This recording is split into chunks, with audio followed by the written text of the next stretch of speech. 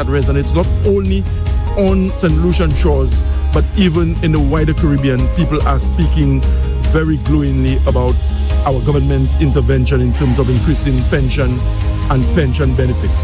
We look after the poor and indigent, but we are the same government that ensures that there is this investment climate and atmosphere where millions of dollars and billions of dollars can come into the country as foreign direct investment to ensure that massive projects are undertaken. And very importantly, it speaks to the level of confidence that people have in this Philip J. Pierre administration. It's now time for Meet the Minister. And Meet the Minister is hosted by Terence Fenelor. Mr. Fenelor, always good to see you.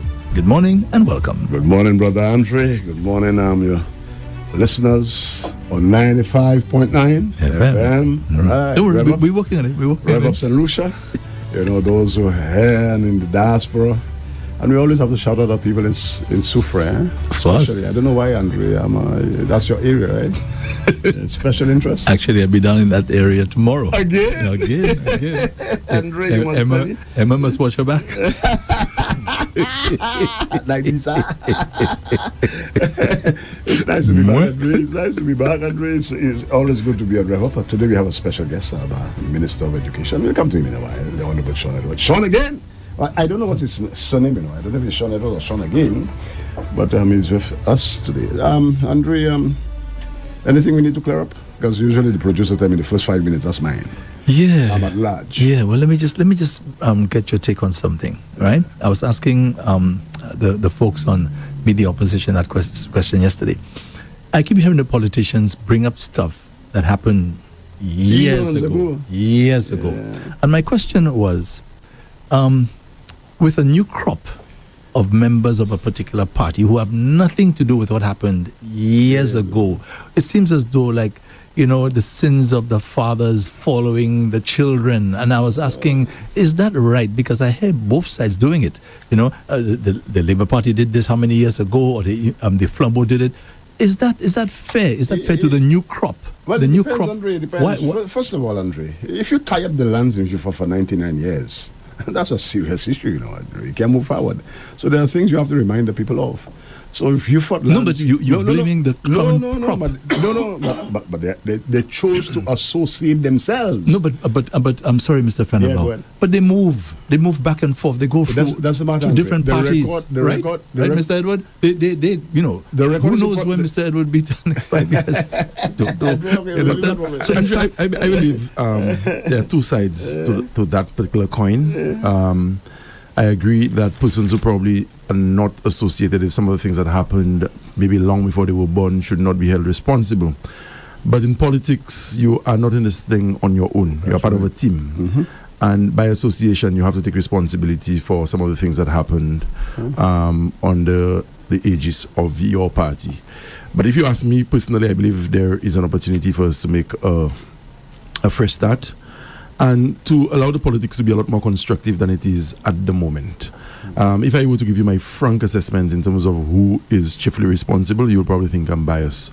And in recent times, you've heard many stalwarts of the United Workers' Party who, at the moment, do not want to tell you, Sapa Flambeau, because of what they espouse, what they spew, and whether you liked him or not, this is not the politics that Sir John Compton practiced. This is not what he espoused.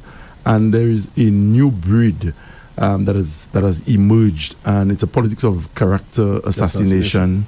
And there's less of a debate now on policy, on projects, on programs, but to go after people in a very personal and condescending way. And I think it is making the politics a lot less glamorous than it ought to be, and that is why a lot of persons who probably can contribute in policy making positions shy away because they just do not have the backbone to be subjected to some of the violent, nasty attacks that are always unleashed on persons like myself and those who have put up their hands to serve. From a personal standpoint, I have a very broad back, literally and figuratively. I came into this thing at a time when I believed that the people of the Mabuya Valley and Denver North needed representation at the highest level. I gave up my teaching job when the Labour Party was in opposition. It wasn't a case where we were in government and you could have been taken care of, in inverted commas, to come and serve. I gave up my teaching job, and people were adamant that it was a very stupid move on my part because I was associated with Kenny Anthony, who would never win an election again. But God was good to us. In 2011, we won. I won for the first time, and I'm on the eve of my 4th election victory, 4 in a row. I think I've done my very best for my community. Of course, there are areas where I need to improve. I will make that admission on national radio. But by and large, I believe I have given more than adequate representation to the people of Denrinoff, not just in terms of the delivery of projects and programs, but what I stand for, what I espouse. I think in the majority of the people of Denrinoff and the Marbella Valley are satisfied with the representation I've given. But to go back to your point, I think there's a need for a bit of cleansing in the politics, and to let the discussion be more about policies. Let's have constructive debates than having to just shred people's characters. Of late, it has not even been confined to the candidates and the politicians themselves, but their families are being dragged into it, and people's children are being attacked. And I don't know that this is not in part responsible for some of the decays we see in society, because if at the level of the parliament and the cabinet, those are the highest decision making for a country, there's certain examples you ought to establish so that the rest of the population can follow. But there's a particular politician in this country, ever since his entry, it has really been sad to see how he has set the tone and to see persons blindly follow. But that having been said, I know there are quite a few honorable men in the politics. I serve with some of them, a lot of them. I also know that there are honorable men and women in the United Workers' Party as well. I speak to some of them, but there are just 2 or 3 of them who are totally out of character with what our nation needs from leaders. Okay. Andre, thanks for this. You have taken up my time, Andre. So no, you said you have 5 minutes. I know, that's good. And I know you'll give us some extra time, right? Of course. You always. Oh, thank you, Jesus. Thank you, Mr. Minister. Before we just step in, we have to do a little, just a minute, some civics, a little education, because some people are still a little. Well, I don't know if it's mischievously. I see some so-called influencers.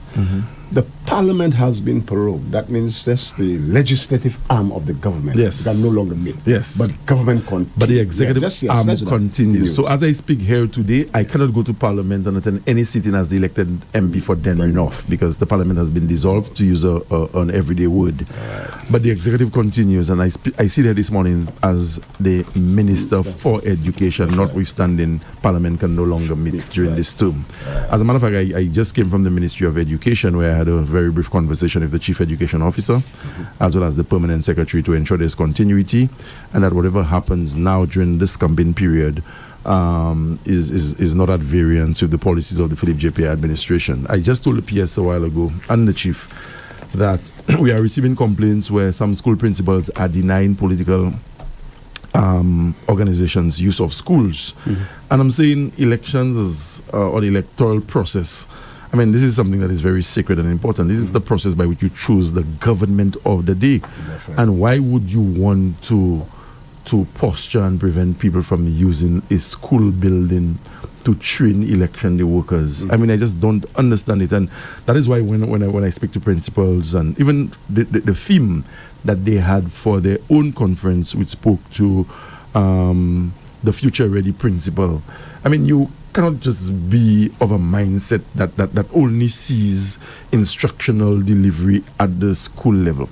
The modern day principal must go beyond what happens within the confines of the school, and you have to see how the school can exist in society and make a more telling contribution than just imparting the national curriculum. So I'm on national radio today, and I'm saying that principals need to be a little more relaxed in terms of how they allow political entities, whether it's the United Workers' Party or the Central Labour Party, use of schools. Of course, the school is still yours to control and to manage, and you have to ensure that when they leave after they've had their activities, that they return the school building and the infrastructure in the conditions that they received those. Yeah. So it doesn't matter whether it is UWP, it doesn't matter. SLP, No. It doesn't PLP. No. The school must be accessible and available to all recognized parties. Recognized entities. So there must be no denying of anybody. And I'm fully aware of that, because I used to be a principal too. I was a principal, and I could tell you at Babuno, all parties all parties. And it's not just had access to the school. Not just the political organizations. Yeah. You cannot exist in a society where you don't encourage the formation of clubs. That's right. And voluntary organizations. Yes. You cannot build a community center in every pocket of this country. As a matter of fact, I think it's even counterproductive to have community centers constructed adjacent to school buildings. Because by 3 o'clock, 3:40 in the afternoon, the school buildings are vacant. That's the students have gone home. The teachers have left for the day. And you have massive infrastructure just sitting there for long hours waiting for students to congregate again next morning at 9 o'clock. And that's not the best use of resources, especially in this time. So we have to encourage, but there must be control. There must always be control.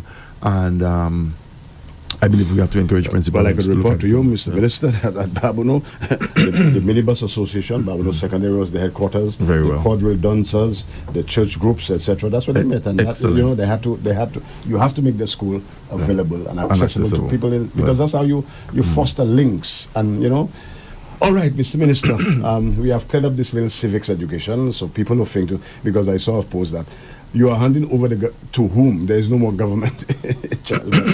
We need to clear up. Now, we go to education and then we come into Denby North. Of course. Oh, yeah. So let's as minister, you have to give an account. I have the Bible. Well, I call it the Bible. The manifesto is the Bible. Yeah. And from promises to reality, what are the hymnal? The hymnal. Yes. The hymnal. The book of achievement. Andre, do you have yours? Some very melodious tunes. Of course, I read it. You read it, Andre? Yes. Good boy. I read everything. I read everything. Andre, you're on board. I'm happy, man, you're on board. And there's a list of achievements there, Mr. Minister. I know you could rat them out. I mean, when you look at that, the TVET education, and we go. I mean, let me just ask you. Yes, you are a little over 4 years as Minister for Education. Yes. What do you say? Well, for you, that's your crowning glory that stands out for you. That's your major achievement. Well, you see, it's one thing to be asked that question in private, and when you are live on national radio, you have to think very quickly in terms of which answer would suit your host. I mean, we've had a number of achievements, and I don't pit one against the other. Right. I think they all have been and they still are very significant in terms of what we wanted to achieve in the education sector. The interventions that were made to ease the social and economic pressures on parents, and then there were interventions that were made to enhance pedagogy and lesson delivery, and to make our education system a lot more modern and to prepare our students for the future. The initiative to rid parents of that burden of having to pay facilities fees is one that I believe was very revolutionary. It was very apt when the Prime Minister made the pronouncement, and today I'm happy to report, in much the same way that we would have promised, that over 24,000 students across the island for the past 3 years have not had to pay facilities fees at the public primary and secondary schools of our country. And I believe that has been very well received by the parents, and I think that was a very, very strategic move on the part of the Prime Minister to make that happen. We must also look at educational assistance, and I know some of our detractors have spoken about too many handouts being given, but the realities that confront us today are such that there are a lot of parents in this country who need help. And this is not something unique to St. Lucia, but it's something that we see happening across the Caribbean and even hemispherically. When you go to whether it's CARICOM or OAS education ministers meetings, and you listen to your counterparts from Latin America, and I'm talking about countries with millions of people, some of the issues they face are quite similar to what we face, and in some instances their situations are a lot more telling than ours. So we have had to, and we have honored that promise, to give every parliamentarian in this country, every one of the 17 parliamentarians would receive an allocation through the St. Lucia Social Development Fund to make interventions at the constituency level to help parents send their children to school at the commencement of an academic year. This was not a case where in 2016 to 2021, where as an elected MP you could have access resources from the SSDF or government only if you contested the election on a United Workers' Party ticket. So someone like me, I sat in opposition for 5 years. dragged into a 6th year, and I could not make a single intervention to procure an exercise book or a lead pencil for a single child in Denrinoff, even when I knew that the circumstances at home warranted much more than that simple intervention. It was coined the Belrose Doctrine, that once you had contested general elections, notwithstanding you on your seat, you did not contest on a UWP ticket, you could not have accessed resources. I'm not talking about funds raised by the UWP for their campaign that they had in excess that they were distributing. We're talking about state money, money through the consolidated funds. I could not have gotten. Dr. Ernest Healy could not have benefited from it. Moses Jean-Baptiste did not get a cent. Alva Baptiste did not get a penny.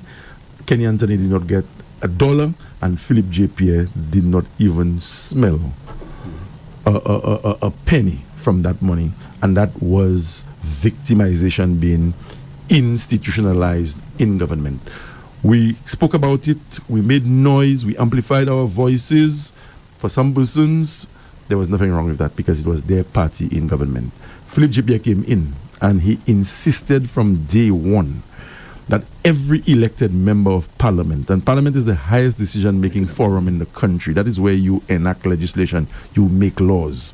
He insisted from day one that there is a certain amount of dignity and respect that you must accord to members of parliament. And that is why every time we receive allocations as elected members of parliament, as Labour Party MPs, Bradley Felix from Choiseul and Alan Chasney from Miku South, they get disbursements like everybody else. Okay?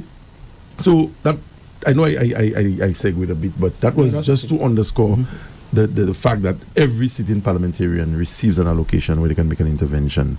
The $500 bursary. Every child upon entering Form 1, we know the transition from primary to secondary can be a bit challenging for some parents. Every child. We're not interested in whether your parents support the Labour Party or the United Workers' Party. We're not interested in what part of the country you are from. Once you are transitioning through the CPEA, the Caribbean Primary Exit Assessment, which replaced the old common entrance, once you are transitioning from primary to secondary, you get the $500 bursary to help your parent meet the cost associated with you entering secondary school. Our government now pays for 4 CXC subjects per student in Form 5 at public secondary schools. I used to be the internal CXC registrar at the Clendon Mason Memorial Secondary School in Denry Village for a number of years. And part of my responsibilities at the time, I had to register every child for the CXC CSEC examinations. And I can tell you there were students who were quite regular from Form 1 all the way to Form 5. And come October, November, you started seeing less of them. They would not come to school. And at that age, there's quite a bit of pride that they carry, rightly so, and it's consistent with what the Furies have told us about child development and adolescence, how they evolve. And the parents just could not meet the cost of CXCs, and they had to drop out until you realize after 2 weeks, but I've not seen this child, and you go in through the database and realize this particular child has not paid. And we used to actually drive to the communities where they live to find them and to bring them in and find ways to pay for them. Now, for the person who wakes up on a morning and your child in Form 3, Form 4, you live in a very affluent neighborhood, and your child can have probably 5 choices for breakfast, they don't develop an appreciation for that kind of situation. So they're quick to come and denounce government policy because they just cannot identify with the plight of ordinary people. Okay? So we said, look, the Prime Minister, in his wisdom, said, we are going to start off with 2 CXC subjects, mathematics and the English. And we have paid mathematics and English for the past 2 years. We've gone further now, and we're saying that we're paying for 4 subjects. So it's mathematics, language, a foreign language, and 1 science subject. We're not doing this because it's fashionable. We've said before, and I have said it ad nauseum, that we want our students to be ready to become global citizens. You need a science subject in this day and age to have a basic understanding. You're living in a technological world. Science is all around us, and given the advances that are being made, it is important for our students to have at least a rudimentary understanding of the world of science. So you must do a science. We encourage that. And a foreign language that will make you or give you a certain degree of readiness to function beyond the shores of St. Lucia. The Prime Minister is on the record as stating that his dream, when we are re-elected to government, is to pay for 5 CXC subjects, which is the benchmark across secondary schools throughout the Caribbean. So any child who's in Form 5, you are expected to graduate with at least 5 subjects, including mathematics and language, and preferably a foreign language and a science subject. So in the new term, which I'm very confident about, we will be looking at 5 CXC, CSEC subjects. Our government, as we speak, has reinstated the laptop program. It was Dr. Kenny Anthony, in collaboration with Dr. Robert Lewis at the time, being the Minister for Education, who instituted the one laptop per child program. Again, you want the average St. Lucian child to be on the same plane with his or her counterpart in the more developed countries. Smallness of size and smallness of population is not an impediment to what the average St. Lucian can achieve. History is replete with examples of our greatness as a people. We produced Sir Arthur Lewis. Derek Walcott is a son of ours. The fastest woman in the world is a St. Lucian. The only cricket captain in the world to have won 2 T20 World Cups is a St. Lucian from Diga in Miku. So I say, and there's so many other brilliant St. Lucians. My predecessor, parliamentary rep, Marcus Nicholas Denry North, in a casual conversation with me very recently, was telling me about his nephew, who's in Silicon Valley and making waves. So I decided to do a Google search, and I stumbled on Dion Nicholas. Brilliant young man. And this is somebody who's been spoken about globally.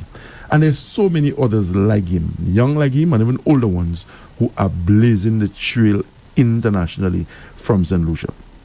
I say so to make the point that when we instituted the laptop program as a Labour administration, we did it because we understood that those devices were integral to the quality of instruction in schools in more developed countries. And we wanted it too. We could have taken an easy route and say, put it on the book list and tell every parent of every child in Form 1 that part of the requirements coming to school, you need 4 hardcover notebooks, you need PE uniform, you need a laptop computer as well. Given that that cost would have been a bit astronomical to the average parent, the government decided, Dr. Anthony and Dr. Robert Lewis decided that they were going to get the laptops, procure the laptops, and distribute the laptops to the school, to the students. Again, there was no survey to determine whether your parents are very vocal at UWP meetings or whether they're the ones who carry the chairs to set up for UWP meetings. We were dealing with the children of St. Lucia, and we understand that the children of St. Lucia collectively are the future of this country, independent of political interference. We procured laptops for the children. The United Workers' Party came into office and they stopped the laptop program. And they came in with some e-books that never worked. The reports were compiled by the technical staff of the Ministry of Education. Today, I'm happy to report, in much the same way we promised under Hastings that we are going to integrate or return the laptop program. Today, we have made provisions for every secondary school child in this country to have a laptop computer. So, to date, we have distributed almost 12,000 laptops in our secondary school system for the past 4 years. And this is very, very, very commendable. After we gave the laptops, we were aware that there must be continuity. Learning cannot be a 6-hour engagement at the school. There must be reinforcement at home. And given that the internet, it's established that it is this vast repository of information, you want for students to be able to access it even after they've left the schools. For low-income families that did not have internet, in partnership with Flu and Digicel, we were able to distribute tens of thousands of bundle packages whereby low-income families for $20 would have bundles of services from the the service providers, so that their children can access the net, and for there to be continuity of learning. So there's a lot that we've done with respect to education. We have done so much digital training workshops for teachers, and also going back to the laptop, where in the case of the United Workers' Party, we saw the e-books came in. There was content on the e-books, but the content was not always culturally relevant. And you know too well that instruction must be relevant. It must be contextual for it to have meaning and for effective learning to take place. So you have people with accents that are foreign to our students, and that is and it created quite a bit of an issue.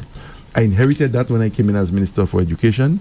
We decided we were not using the e-books because it was cost prohibitive for us to have continued. You buy a laptop and you give the child a laptop today. That is the child's laptop. But for the e-books, the government of St. Lucia had to fork out millions of dollars in license fees.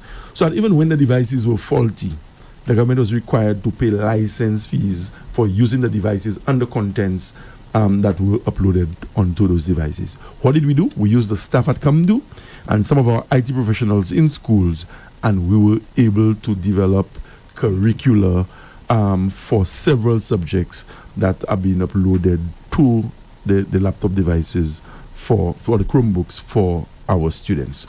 We have done a lot of work in relation to improving school infrastructure.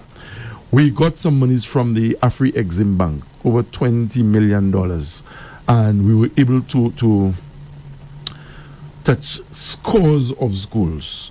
But the projects varied in terms of the magnitude based on the school and based on the needs assessment done by the plant and equipment unit of the Ministry of Education. But there were 4 schools that were in less than desirable conditions, that we had to knock down some blocks and construct new ones. The biggest of the 4 would have been the Enchipo Secondary School, where we were putting up a 3-story building to replace a block that had outlived its usefulness and was a health hazard for students and teachers alike. Then we moved to the Mabuya Valley, the School of Sustainable Agriculture and Culinary Arts, which I call the SACA. There we had a termite-infested block, 1 level, that had to be knocked down, and today we have a brand new concrete structure nearing completion. You go south in the Vieux-Fort district, but 2 separate constituencies, Vieux-Fort North and South. At the Peru School, the Peru Combined School, we had to knock down a structure and to build a new one, to facilitate quite a few of the students who badly need that kind of space within which to thrive. And just further down the road from the Peru Combined School, you have a massive construction project happening at the Plainview Combined School, which is one of the most populous and biggest primary schools in terms of enrollment, so much so that there is even a vice principal appointed at the Plainview School. So like Dame Paulette and Carmen Rennie and Camille Henry, which are very, very big primary schools, the Plainview, based on sheer numbers, has a vice principal, and they are receiving a block. We would have touched, as I said, scores of other schools making interventions, where it's in electrical installation, plumbing, the installation of smart devices, smart boards to replace the traditional chalkboards. And then you have TVET, which I know is a baby of yours because you've assisted the ministry in a professional capacity to help refine our TVET program and to provide support to the specialized TVET schools. And you will agree that the TVET schools are doing a fantastic job in churning out students and getting them ready for the world of work. In addition to just in-school examinations, upon completion of a TVET program at a TVET school, or any of the schools for that matter where TVET or practical subjects are offered, the students get CVQs, which is a recognized qualification regionally and hemispherically. And with a CVQ, you can actually take up employment in any CARICOM country without requiring a work permit. So a lot has happened in the realm of TVET. We've spent millions of dollars to equip And I've said it here before, as I have elsewhere. For me, the real thrill is when you enter those schools and the traditional bench and desk and chalkboard have given way to barber chairs and executive type kitchen setups with refrigerators and ice makers and executive stoves or commercial stoves, and basically exposing the students to an environment that exists in the world of work. And the few students we've sent on internship at some of the hotels and elsewhere, the managers of those establishments have spoken glowingly about how pleased they are with the level of training our students have gotten and how the students conduct themselves in a work environment. So that's really and truly. Well, you have, ladies and We've gentlemen, not spoken about teachers and the TMA. We're going to come there. At some point, I know my producer gets a little nervous, when he sees the time running and we have not gone to things. But before we come to other things, just think for a while. I mean, you have been part of a cabinet led by the great, I call him the great, well, let's say St. Philip Joseph Pierre. A number of initiatives. What stands out for you? Forget education. What else? I mean, in terms of what you all have done, because it's a collective that you have done that has transformed lives, touched lives, that stands out for you. You see, I don't want to single out just one area per se, because a lot of the developments are sectoral. When you look at what we've done for the farmers, especially banana farmers, I'm from a banana producing community. I heard the United Workers' Party recently came out, and out of nowhere, they are now proposing that they will institute a pension scheme for banana farmers. And what I find interesting is that the leader himself, I've never heard him make the pronouncements, but instead he has sent the candidate for Denrenough up front to make the pronouncement. And I'm wondering, is it because of the amount of flack he got after his infamous banana pronouncements, where he encouraged farmers to go back to the fields in droves so that they can replant the fields because he had gotten a market in France for bananas. And after 5 years, dragged into a 6, not even a bunch of bananas could have left our shores to go to France, let alone Martinique. So you heard they coming with that. When the banana farmers encountered difficulties with Winera and they could not have harvested their fruit, it was the Central Labour Party administration under Philip J. Pierre who found the money to compensate them, because we understood that there was need for continuity at the level of family. The farmers had children to send to school, they had their bills to pay, they had their loans to service, and they had to provide for their families on a daily basis. Now, this might not compare in terms of the quantum spent on say the reinstatement of St. Jude Hospital, but this speaks to the situation or situations as they unfold right before my eyes in the community that I live and in the community that I represent in the Parliament of St. Lucia. But St. Jude, the reinstatement of St. Jude Hospital, definitely for me is a big deal. We need that secondary healthcare facility in the south, and we need it for St. Lucia. St. Jude is not something to be celebrated only by people who live in the southern half of this country, but St. Jude is a national facility that has to serve all of St. Lucia. When fire damaged St. Jude Hospital, it was the United Workers' Party that was in government. The Honorable Stephenson King was the Prime Minister of the day.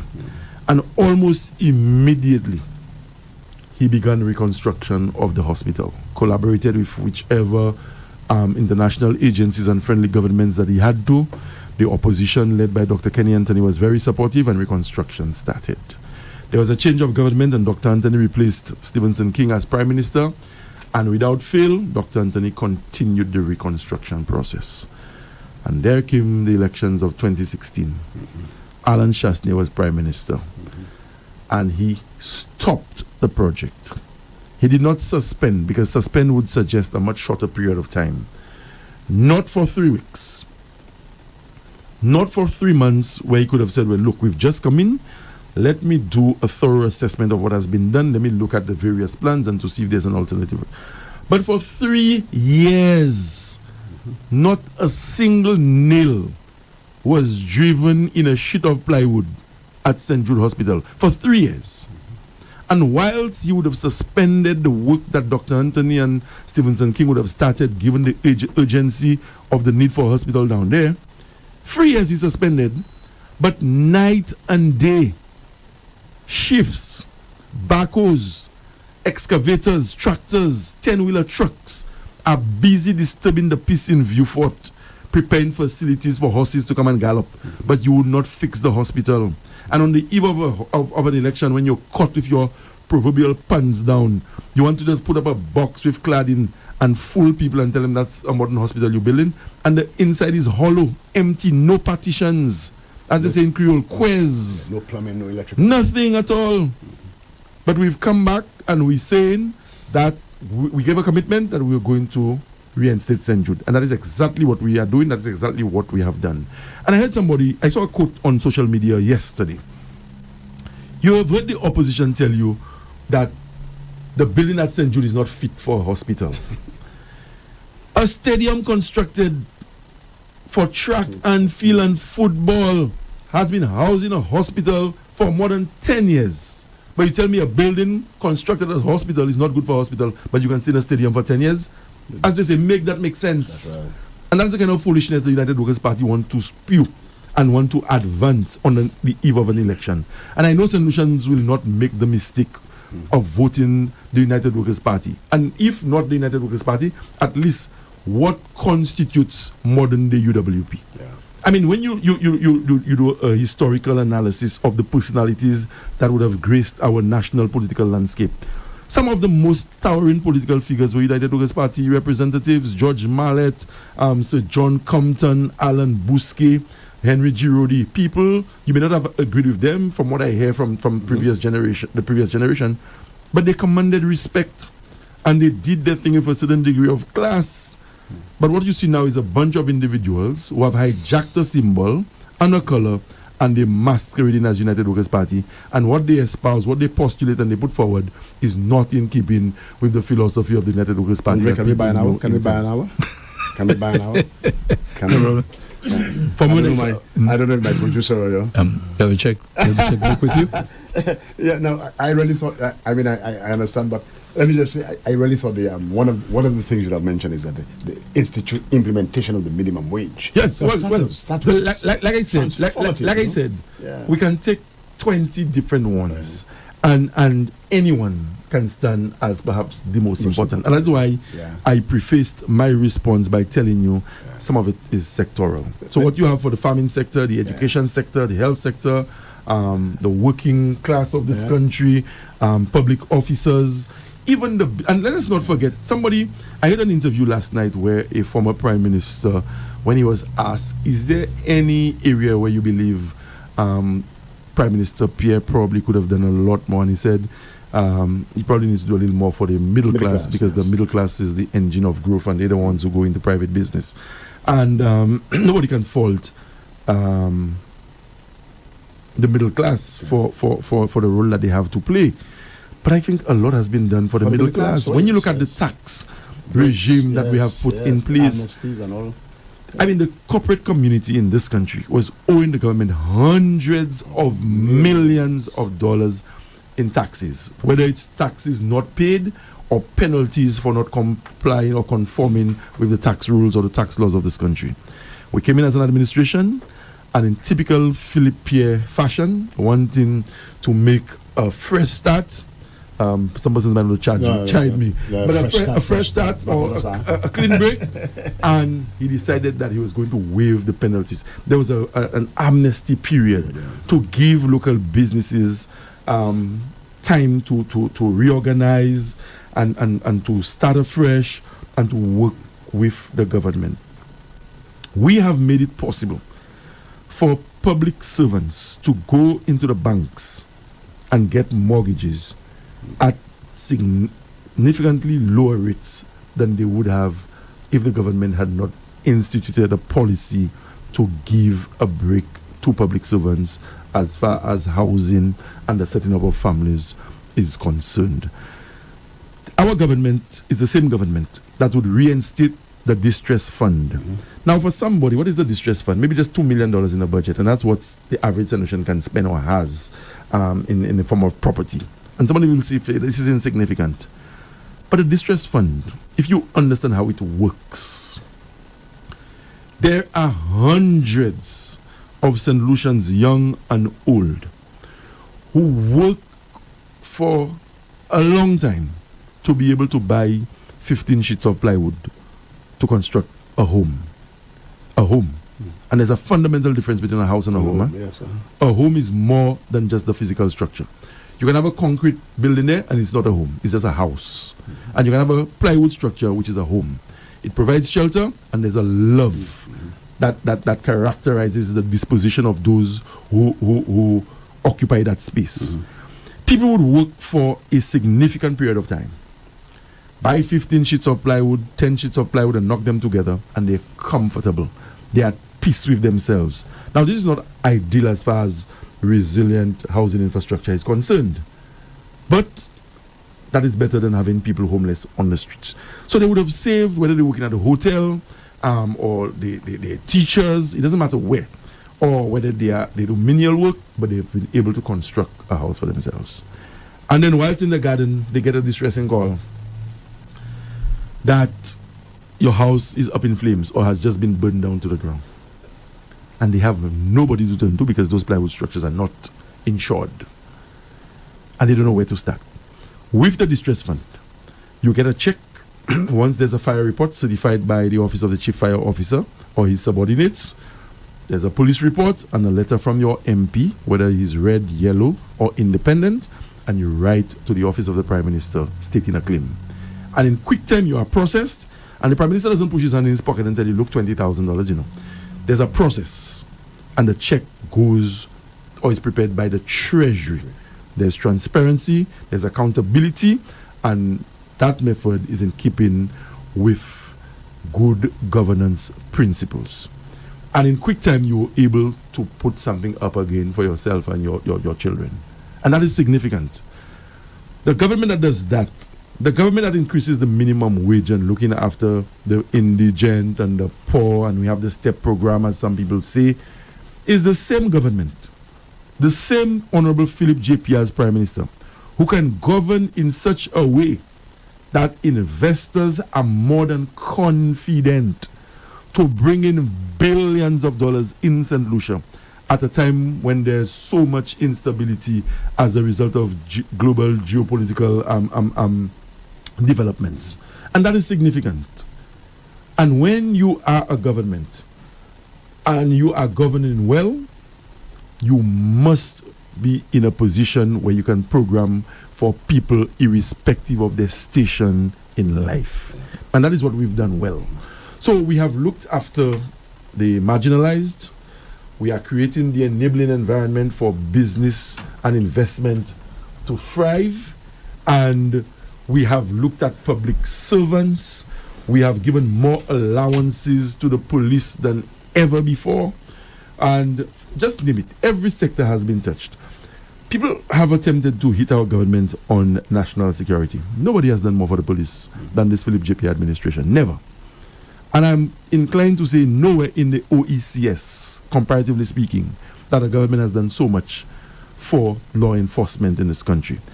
But we also know that the law enforcement agencies on their own, or investing in law enforcement agencies on their own, cannot be the long-term solution to crime and lawlessness.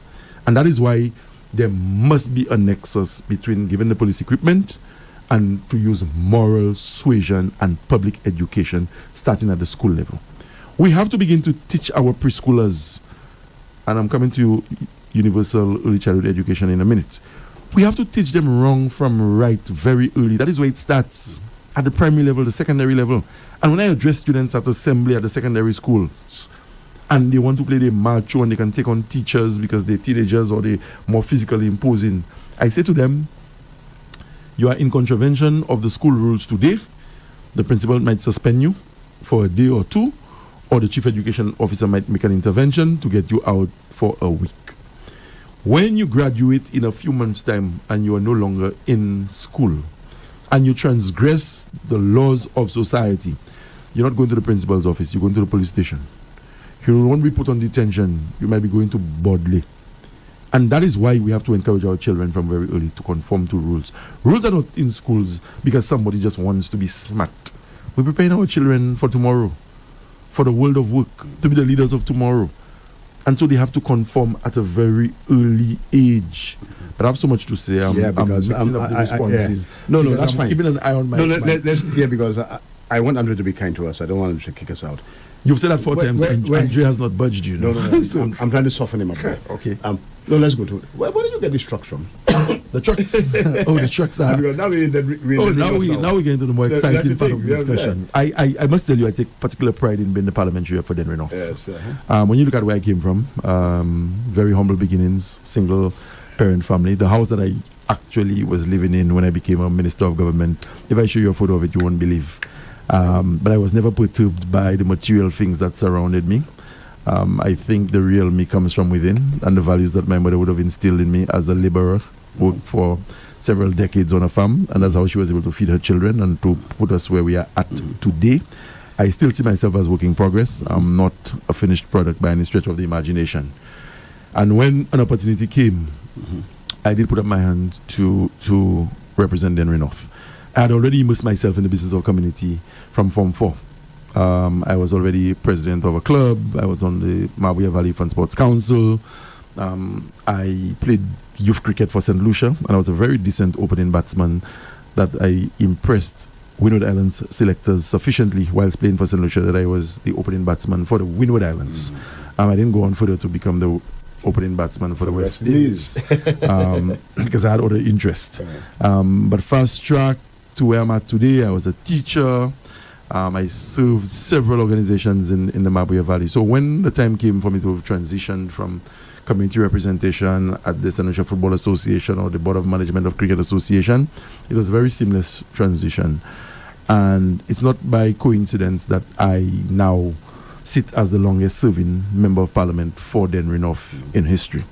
I came in as a political novice in 2011. I won. I won again in 2016. I won again in 2021. And come the 1st of December, I'm extremely confident that I'm winning again. And it has caused us to carry a very simple slogan. There's no big messaging that comes with our slogan. It's just shown again and again and again. And this slogan has received the endorsement of the elderly folk in the community, the middle age, and I can enter any early childhood center, daycare, preschool in Denrenoff this morning. I can take you and Andre with me, and upon entry through the door, without prompting, you must get 1 or 2 toddlers who can barely speak. They'll shout, Sean again. And that is a fact. And sometimes they go beyond that and tell you that they're voting for you, and want to point out who in the classroom is also voting for you. And I remember going to the Denny Riviera Combined School, and they were quick, 4 of them, Sean, I'm voting for you. And then they point out the little boy and he said, he's not voting for you. And I said, boy, come here, why are you not voting for me? And he was like, a joke I'm making. So that is me in Denrenoff. I live Denrenoff. I breathe Denrenoff. I have lived in Denrenoff for all of my life. Sometimes I get carried away and I give details about where I live, everybody knows my house. It's not fenced. So people access me all the time. I'm comfortable. And what you see is what you get. When I go to Prince Richie's Bakery, well, I don't do it as often as I used to. And if there's only one basket of bread and there's a mob on the outside, I push for my bread like everybody else. But these days they don't allow me to push. They put it on the side for me. And that's me. I drive into my community. That's where I live. When I wake up, I see my constituents. When they wake up, they see me. It's not a case where I live 100 miles away from them and I rely on a phone call for somebody to update me on what's happening. So I've been in there. And I can tell it's been an experience that I will not trade for anything in the world. I think I have had a very positive impact on my constituency.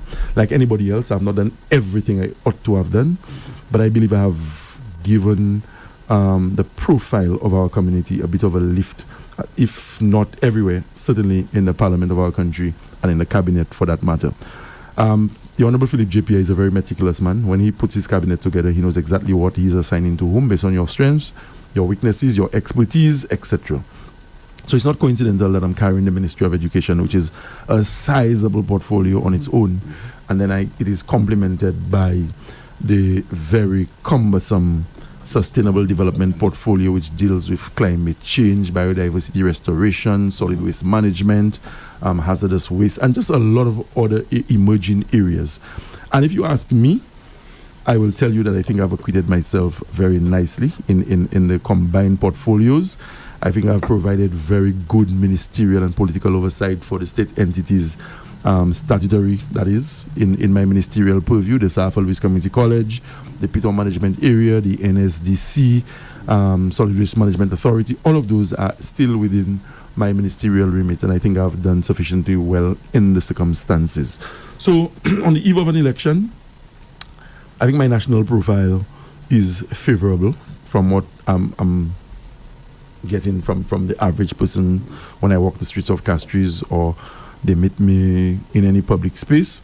And I believe as a parliamentary rep, I have done sufficient to restore the image of the Mabuya Valley. Again, I will reference and I will do it for as long as it is necessary.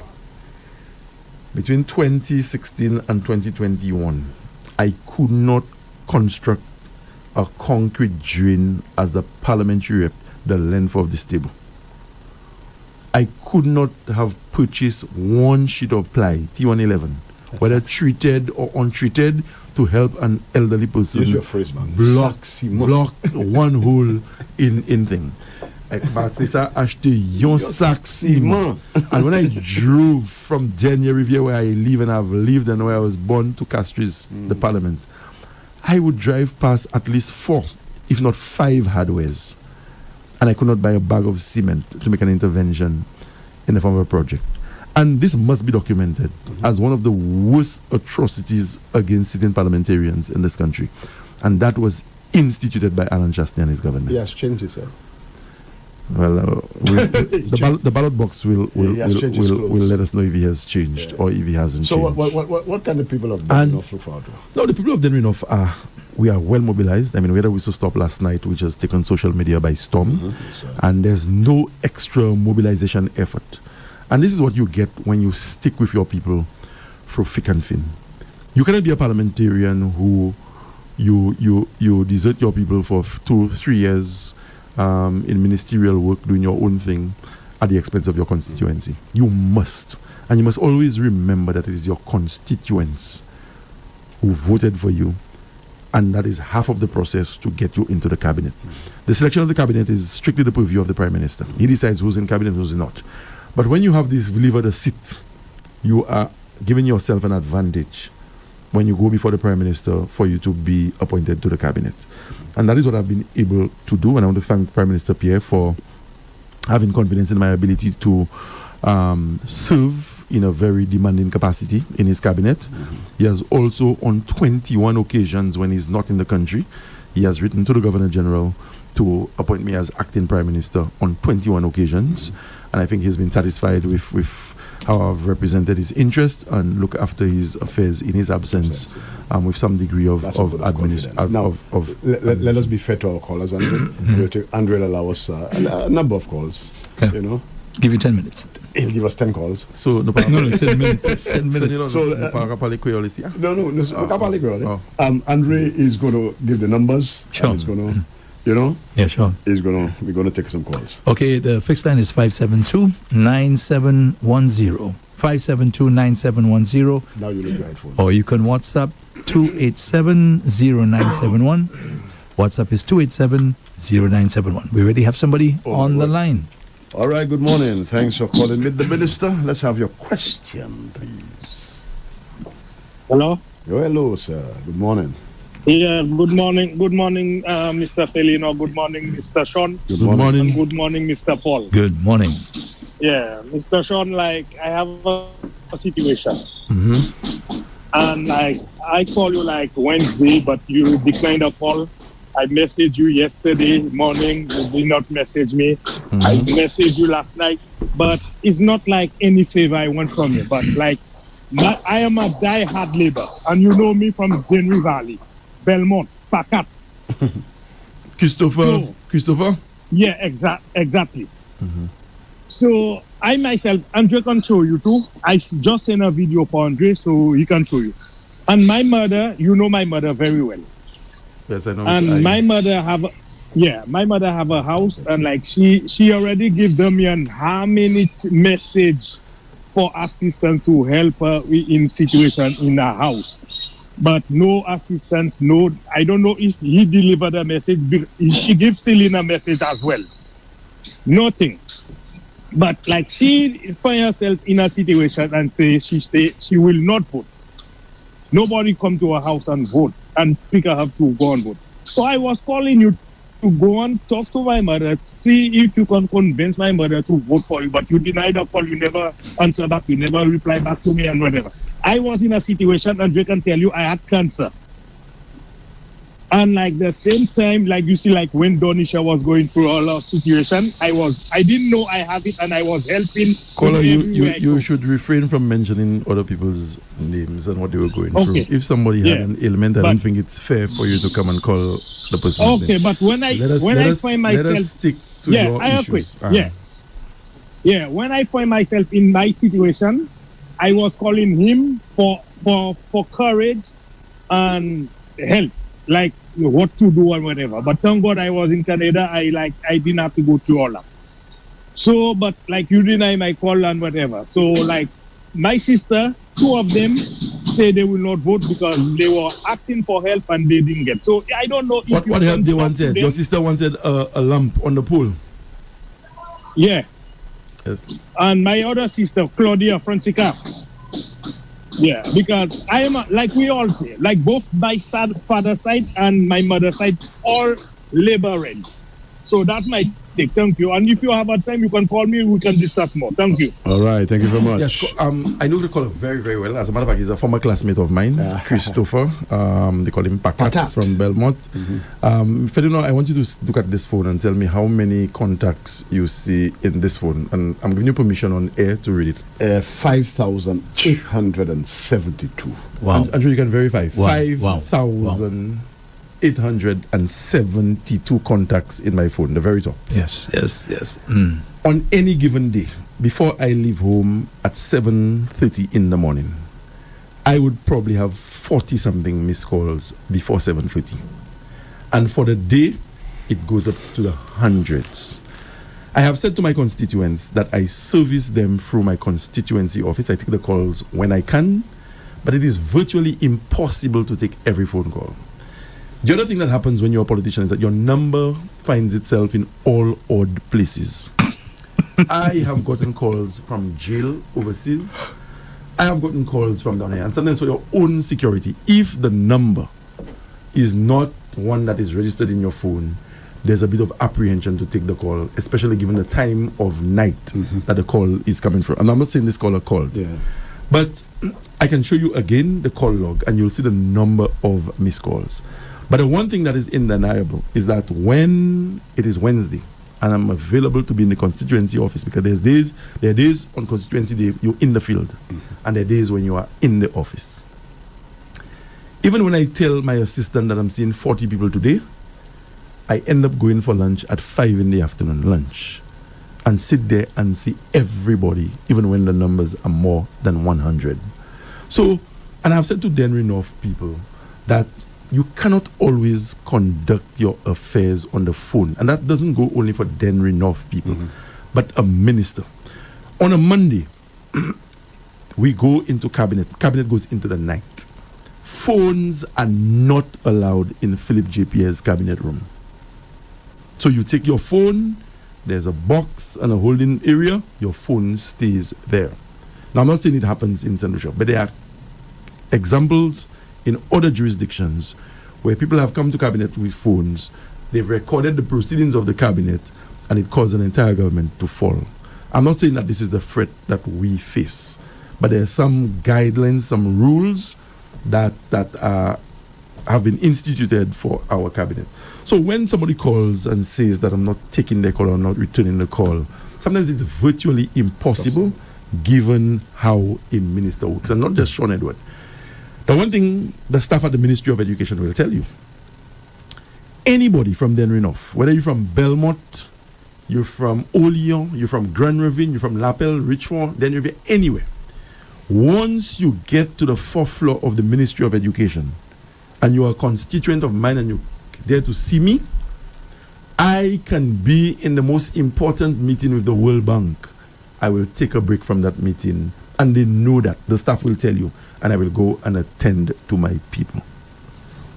But there are a lot of persons who want to do it via the phone. And in quite a few instances, the numbers are not registered. And I can show you text messages after this program, and you will discern for yourself what kind of message this is. Is it something that warrants me having to go to the police and report numbers? So you don't recognize the number, you take some, but there are times when you cannot take others. So I would never have seen a call from the gentleman. And I was able to tell you, I know exactly where he lives. I know him well. Like I said, he's a former classmate of mine, so I know him well. But there's no way I would have seen a call from him or know of a situation and for me not to have responded. Let me just ask you a very quick question. You said earlier that your home is not fenced. So how do you manage with that now? You have people probably coming to your residence unannounced. But it's not fenced, Andrew, but there are hidden security arrangements that I don't wish to disclose. But people have physical access to my home. But it doesn't mean that I'm open and I'm exposed. I'm not. All right. Far from that. We have another call. Good morning. Thanks for calling Meet the Minister. Let's have your question. Good morning. Please. Good morning, Mr. sir. Senator. Yes, sir. And Mr. Sean Edward, morning to you. Morning. Now, I'm talking... By the way, Alpha, before you start, I want to meet you when I leave here. You have something to do for me, okay? Yeah, you just will call me. All right. Now, I'm talking to a teacher/minister, right? Yes, you are. I'm a trained teacher. And I'm talking to an ex-principal, right? Yes, you are. Yes, you are. I'm talking to both of you guys there, but and the political teacher, and the political, you are a DJ. Now, Mr. Minister, let me ask you a question now. How many truancy officers you have in the country? I want to know. How many truancy officers we have in the country? Yeah. At the moment? Yeah. We had, the structure provided for 2. Only 2? Let me finish. Let me answer you. It provided for 2. We have 2 at the moment, but we have gotten approval from the Prime Minister to recruit an additional 4. So, Mr. Schiffer Sylvester currently works in the ministry and he's straddling that and other roles. And we recently recruited the retired Police Commissioner, Mrs. Crucita Descat-Pelius, who's also working with us. And the intention is to get an additional 4, for which approval has been granted. Yes. Because I've seen the number of schools they have, and you only tend to give children more free school to go to school. And they have got children in the Rosemary Grant. What is that? Yes. I mean, and children, and nobody's checking on them. They're out there in the wild, like it's wild animals. So it is time to have more security officers to deliver them children on the ground. Okay, boss? Thank you. Thank you, Brother Alpha. And remember, I'm coming to you after I leave here. All right, we have a call. Yes, good morning. Thanks for calling me, the Minister. Let's have your question, please. Good morning. Good morning. It's my first time calling your program. All right, thanks. And I never really hear, I just listen to a lot of the programs, and I never really hear people get to that point. Let me tell you, the amount of people, right, that are following this other party, let me tell you, I hope a lot of our youth, I know they are listening this morning, they just listen to your show. I hope the government did not help these people. For you to turn back and disrespect the government like that. First time I ever see a so-called rally or meeting, I don't know how they call it in ancillary, disrespecting a government like that. Young people, I want to know what example, right? What example these people setting for the youth, the young people that were on their pulpit, that was singing those songs, those giving those kind of remarks. Ale, 1, 2, 3. You know, this kind of thing that was disgusting. Honestly speaking, and I never hear on a Labour Party platform, I never hear any disrespectful songs like that. And that's not good at all. The government helped a lot of people. Let me tell you, the youth, that youth economy, you know the amount of young people I hear that talking about how government help them? Huh?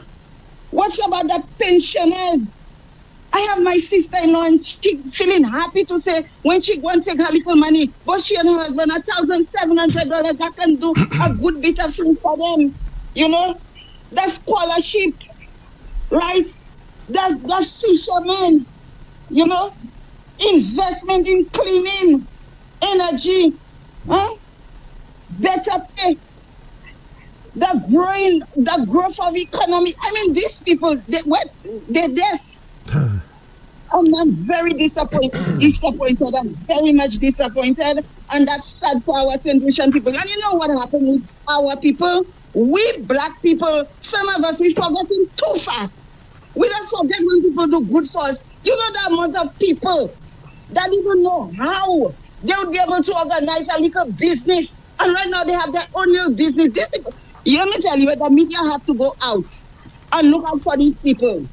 Yeah. There are a lot of people tell me about it. I know. Yes, mommy, you are on top. You are on top of things. You understand what is happening. I'm happy, and I hope that there are many more like you. Investing in the youth. Yes, that's the key, you know. Yes. But let me tell you, by God's grace, Philip JP are not going nowhere. Thank you. God don't like ugly, and God will never allow the wicked to prosper. Philip JP are not going anywhere. That's the best Prime Minister St. Lucia ever had. And the people that staying in the diaspora and disrespecting the Prime Minister, let me tell you, God don't sleep. And we St. Lucian pray, and have a lot of prayer warriors that will pray on our island. They're praying for things to happen to our country, but the devil is a liar. Thank you very much. Thank you. Okay. Wow, wonderful. I love this. We'll take another call, Andrea. Yes, we have another caller. Good morning. Thanks for calling me, the minister. Good morning. Hello, good morning. Good morning. The last time I called your program, I spoke to the minister. Minister of Infrastructure? No, hello? You spoke to the minister of Infrastructure? No, it's this minister. I spoke to him. I was telling him that he spoke a lot about the students who can perform. The students who are normal students. And so these students get everything. Those who go to the Sir Arthur Lewis Community College, they get this, they get that. Those who go to secondary school, they get everything. I'm not saying no. But I am now pleading for those children who cannot do. These are the autistic children. These are the children who suffer with different impediments. These are the children who cannot, in some cases, they cannot walk. They depend on wheelchairs. These are children who are deformed. These are children who cannot speak. And so I'm asking you, there is the Donata School, and I have a grandniece who goes to the Donata School. And I am not too happy. I'm telling you one thing, I'm not happy about it. Because I'm seeing the other schools are getting so much. They get in computer, they get in sanitary napkins, they get in everything. These children, they don't get anything. No, they get to color. No, I'm telling you, I'm explaining. I agree. I agree that we need to do more. You need to do more. Yes. For instance, a school like that don't even have a therapist. They don't have speech therapists. They don't have occupational therapists. They don't have physiotherapists. They don't have behavioral therapists. They don't even have a health aide. And the teachers who are there are being qualified as teachers, but they are not therapists. They are not persons who can assist those children on their level. They are not qualified to do those things. And so these children just go there, it's like a daycare. Whereas sometimes when you take out these children and you send them away, if you have the money, these children come back, they are able to speak, they are able to communicate. We cannot have those children just sitting there as monuments. They're not monuments, they need help. And I'm hearing you speaking a lot about the children who can do. And I am pleading, not only you, it could be the United Workers' Party who has come in, it's you there. I want you all to assist those children. Because up to this morning, there was a program with two young ladies with two children, and they were pleading and saying they're not getting the assistance. Okay, allow the minister to answer, to respond to you. Thank you. Let me say. Sorry, let me just add, because the program she's talking about was actually here. On Rev-Up, we had two mothers who have children with cerebral palsy, and they were talking about their particular plight. And from what they're saying, they're going for a lot. In fact, the worst part is that they are unemployed because they have to be with the children 24/7. Okay, and I think they said they're getting assistance. I think $200 or something like that. Okay. Yeah, and I think one even mentioned there's another lady who has a child with cerebral palsy who's 30-something years old and have to carry that mail on her back. Okay. So they're having it rough. Yes, Yeah. yes, I agree. Andre, there's no running away from it. There's no denying this. But those individuals or the students, the responsibilities for them are shared. The Ministry for Persons with Disabilities, the Ministry for Equity, and the Ministry for Education, where we look at the education of those children. But obviously, there'll be overlapping in terms of the responsibilities of the various agencies. What I can tell you, and this is something you can call the Office of the Prime Minister to verify. In the last 3 to 4 weeks, the Prime Minister has approved away from budget $1 million to be used specifically for special education and to deal with some of the issues that the caller just mentioned. You can fact check, you don't have to take my word for it. But in the last 3 weeks, the Honorable Philip J. Pierre has given the Ministry of Education a commitment that $1 million.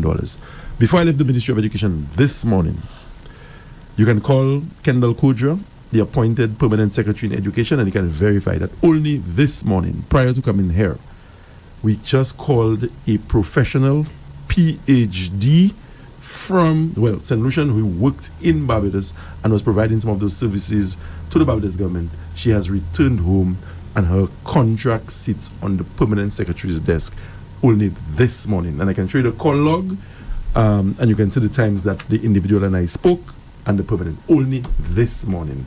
So we are aware, I agree, and I'm not one of those ministers who would come on any talk show and assume a posture of denial when things that need to be straightened out are spoken about. We have done a lot for the students who are able to look after themselves, and I agree we had to do a lot more for special education. I would have said here on the show that for the Caribbean Development Bank, we have completed designs for a new special ed center in Vieux-Fort to do more than just house the Vieux-Fort Special Ed Institute, but to have the various rooms that will help with the rehabilitation of students and to basically have facilities tailored to their needs that would cause them to develop, to thrive, and for them to make their contributions to society. Also, you have the flip side of that coin, where professionals are telling you that they do not support the construction of standalone facilities for the differently abled in our education system. Instead, they want for the students to be integrated in mainstream schooling. We had a situation at the Castries Comprehensive School not too long ago where a ramp had to be constructed at the Corim Secondary School. And that is what we look to do, to have ramps constructed so that students can have wheelchair access and so on. Working with the Maria Holder Trust, which is a charitable organization operates in Barbados, we were able to procure two new buses to help move our special and differently abled students around. So the bus goes to the various centers, and the bus can actually pick up a child in a wheelchair and to transport him or her home safely or to the parents' workplace, as the case may be. But I agree, and I'm going to hoist that white flag of submission on special ed and say we ought to do a lot more than we are doing. But I don't want anybody to get the impression that nothing is being done. Even during the time of COVID and after COVID, we were able to get assistive devices, we call them, specially designed tablets for the differently abled students in the school system. But it calls for a lot more, and the caller is right. We do not have sufficiently trained individuals to help the everyday teacher deal with some of the students. Unfortunately, we have to wrap up. We have to wrap. That's okay, Andre. You have been more than generous. It's been nice. Mr. Minister, any final words? Of course, the final parting words. I don't think I'll be here on a show before the 1st of December, which is the date for general elections. I want to ask all listeners who've tuned in and those who make it a habit to go out on election day and vote for Philip JP and the St. Lucia Labour Party and your Labour Party candidate in your respective constituencies. I think our government has delivered. We have delivered to every sector. We have managed this country well, and we deserve another term to continue the good work that we started. Make sure your name is on the voters list. Make sure you are registered. And as I said, come out to vote. In the case of Denrinoff, we are poised for a 4th consecutive election victory. And I'm extremely confident that when the votes are counted, it will be 4 in a row. It will be shown again, and again, because I've performed and I think I've discharged my duties to my people very competently. Let's have a fun-filled weekend, Andre. Yes. Sunday, all roads lead to? Andre. All roads lead to? St. Jude Hospital. Okay, the official. By the way, official handed over. We should St. spend Jude. some time Okay. on that. Yeah. Go ahead, Andre. So that's it? Well, no, you're about to say something about St. Jude. No, I'm going to say that the opposition saying that that the hospital is not ready, this other thing. Let's not stink up the airways. Yeah, okay, all right, no problem. You ask me a question, I'm going to Andre, answer you. on Sunday, Yes. the official handing over. Now, as I was talking to you there, I just got a few pictures of departments that have already moved. I asked for permission to share. He says, no, not yet. You understand? Yes. So, I mean, things are happening, Andre. And every solution, regardless of political stripe, should be happy that St. Jude is finally being delivered to the people of St. Lucia. And anybody who is against that, Andre, cannot be a patriot, because you cannot be against yourself. St. Jude has been a sore point, and now it is there. It is health, not just for Viewfort, for the entire country. And you ought to be happy. You ought to be singing the praises. Hallelujah, praise the Lord. Oh, happy day. It doesn't matter if you red or yellow. If you are patriotic solution, you ought to be happy about that development. Very well. Thank you, Mr. Fenelon. Thank you, Mr. Edward. Until next week, Have a Andre. nice weekend, all right? Thank you. Yes.